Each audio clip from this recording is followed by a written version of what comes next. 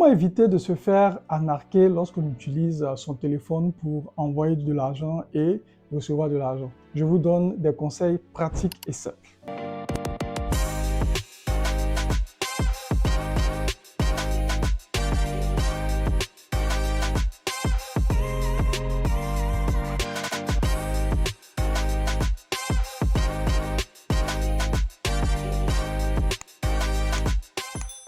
La première des choses, c'est de vérifier le numéro de la personne à qui vous envoyez l'argent. Avant d'effectuer tout transfert à partir de votre téléphone, assurez-vous que le nom et le numéro de téléphone sont pour le bon destinataire. Parce que par exemple, une personne qui a accès à votre téléphone peut juste changer un chiffre, au niveau du numéro de téléphone et maintenir le même nom. Donc vous aurez l'impression que vous envoyez au bon destinataire alors qu'en réalité, vous envoyez au mauvais destinataire. La deuxième des choses, c'est d'utiliser des applications qui sont connues pour les transferts d'argent.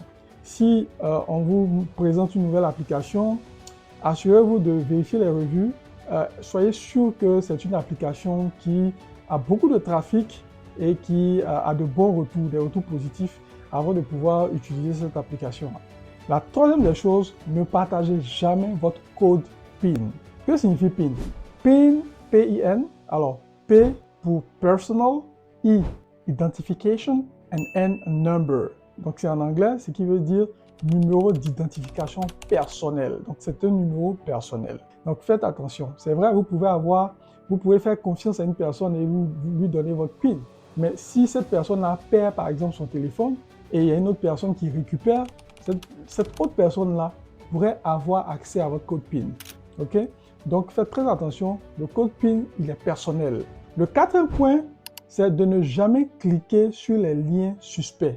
Si vous recevez un lien par SMS ou par WhatsApp que vous ne connaissez pas, vous ne maîtrisez pas, please, s'il vous plaît, ne cliquez pas sur ces liens-là. Parce que les arnaqueurs, généralement, utilisent également cette technique-là pour pouvoir avoir accès à vos comptes bancaires ou à votre compte mobile money pour pouvoir retirer tout ce que vous avez comme argent. Donc faites très attention, ne cliquez jamais sur un lien que vous ne connaissez pas. L'avant-dernier élément, c'est de pouvoir activer vos notifications par SMS ou par WhatsApp pour que vous puissiez suivre vos transactions.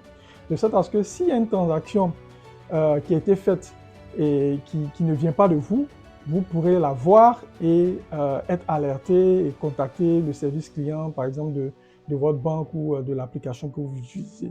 Et enfin, en cas de doute général, n'hésitez pas à contacter le service client de votre opérateur. Donc, si vous avez des doutes sur une quelconque transaction, appelez-les pour que le problème soit résolu.